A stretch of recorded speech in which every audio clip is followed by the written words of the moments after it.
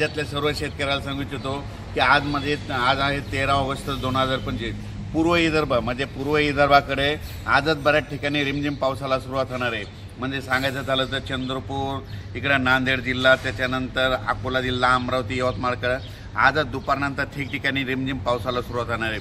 त्याच्यानंतर 14 तारखेला उद्याच्याला आणखीन तो पाऊस पुढं सारखं मराठवाड्यापर्यंत येणार आहे, म्हणून हा अंदाज लक्षात यायचा. त्याच्यानंतर राज्यात सांगायचं झालं तर म्हणजे सगळ्यात महत्त्वाचं उत्तर महाराष्ट्रामध्ये काय झालं, अहिल्यानगर झालं, नंदुरबार झालं, धुळे जिल्हा, नाशिक जिल्हा, जळगाव जिल्हा, पारोळा तालुका, चाळीसगाव तालुका या शेतकऱ्याचे फोन आले आमच्याकडे पाऊस कमी आहे. तर त्यांच्यासाठी सर्वप्रथम आनंदाची बातमी, तुमच्याकडं 15 ऑगस्टपासून ते 22 ऑगस्टच्या दरम्यान मुसळधार पाऊस पडणार आहे. ठिकठिकाणी ओढे नाले वाहणारा पाऊस या 8 दिवसामध्ये पडणार आहे, म्हणून हा अंदाज लक्षात यायचा. राज्यातले सर्व शेतकऱ्याला सांगू इच्छितो की त्याच्यानंतर आपण मराठवाड्याकडे वळू. मराठवाड्याकडे परभणी जिल्हा झालं, लातूर जिल्हा झालं, नांदेड जिल्हा झालं, हिंगोली जिल्हा झालं, नांदेड जिल्हा झालं, त्याच्यानंतर जालना जिल्हा, संभाजीनगर, धाराशिव या जिल्ह्यामध्ये शेतकऱ्याला सांगू इच्छितो की म्हणजे आजच दुपारनंतर म्हणजे रात्रीच्याला बऱ्याच ठिकाणी म्हणजे मराठवाड्यामध्ये रिमझिम पावसाला रात्रीच्याला सुरुवात होणार आहे. पण उद्या 14 पासून तो पाऊस आणखीन वाढत जाणार आहे.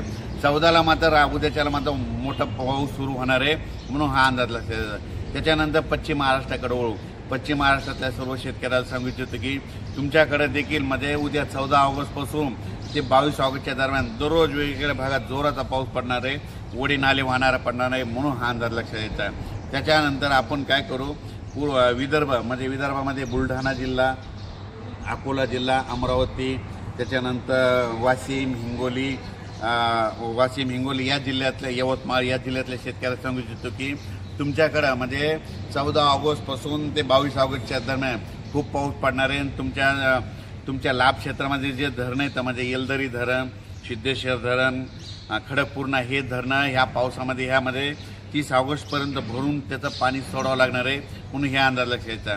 त्याच्यानंतर हा पाऊस मुंबई पडणार आहे, नाशिक देखील पडणार आहे. मुंबई, नाशिक, इगतपुरीमध्ये खूप पडणार आहे. त्याच्यामुळं उत्तर महाराष्ट्राकडे जास्त असल्यामुळं परत काय होणार आहे, गोदावरी नदीला पूर येणार आहे. पूर आल्यामुळे त्याचं पाणी जायकवाडीकडे जाणार आहे, जायकवाडीचं धरणाचं पाणी परत सोडावं लागणार आहे, म्हणून हा अंदाज लक्षात यायचा. त्याच्यानंतर हा अंदाज लक्षात यायचा.